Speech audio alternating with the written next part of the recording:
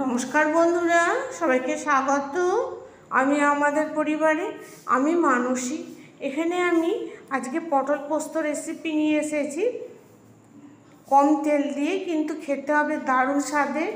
গরম ভাতে তো কথাই নেই, খুবই ভালো লাগে। তার জন্য আমি 5-6টা পটল নিয়েছি, একটু লম্বা টাইপের।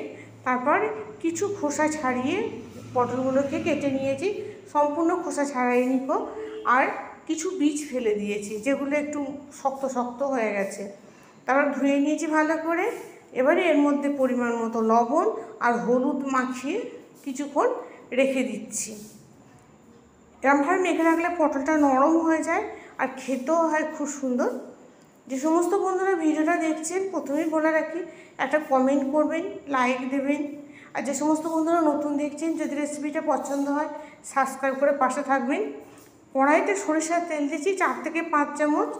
যখন তেলটা হয়ে গেছে তখন 1 চামচ আমি 5 ফোড়ন দিয়েছি আর একটা শুকনো লঙ্কা ফোড়ন দিয়েছি। ফোড়নটা যখন হয়ে গেছে তখন একটা বড় মতো 2টো মিডিয়াম সাইজের পেঁয়াজকে কুচি কুচি করে কেটে দিয়ে দিয়েছি। পেঁয়াজগুলোকে লাল লাল করে ভেজে নিয়েছি। আর পটলগুলোকে আমি এই গরমের জন্য আলাদা করে ভাজছি না, একই সাথে ভেজে নিচ্ছি, যাতে এটা খেতেও খুব ভালো হয়। এর মধ্যে আর একটু হলুদ গুঁড়ো দিলাম, লবণ দিলাম, আর দিলাম ধনে গুঁড়ো, জিরে গুঁড়ো দিয়ে ভালো করে কষিয়ে নিচ্ছি। দেখুন পটলগুলো প্রায় ভাজা ভাজা হয়ে এসছে। এখানে আমি 4 থেকে 5 চামচ পোস্ত আর 3-4টে লঙ্কা, শুকনো লঙ্কা আমি শিলনোড়ায় বেটে নিয়েছি।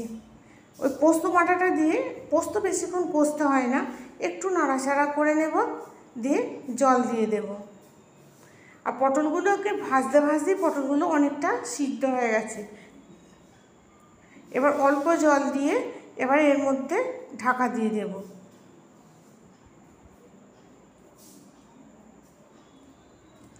বন্ধুরা, আপনাদের কাছে অনুরোধ রইল, একবার বাড়িতে করে দেখবেন, সকলে খুব পছন্দ করবে। এবার এর মধ্যে একটা ঢাকা দিয়ে দিচ্ছি। ঢাকা দিয়ে 5 থেকে 6 মিনিট রাখার পরই এটা হয়ে যাবে। দেখুন সিদ্ধ হয়ে গেছে। এবার এর মধ্যে দিলাম কাঁচা লঙ্কা। যেহেতু ঝাল আগে অনেকটাই ছিল, আপনারা যেমন ঝাল খাবেন সেই অনুযায়ী কাঁচা লঙ্কা দেবেন। দিয়ে আরও খানিকক্ষণ নাড়াচাড়া করব। এটা হয়ে গেছে। এবার সর্ষের তেল দেবো খানিকটা, 3 থেকে 4 চামচ, দিয়ে নামিয়ে নেব। নমস্কার বন্ধুরা, এটা করবেন একবার।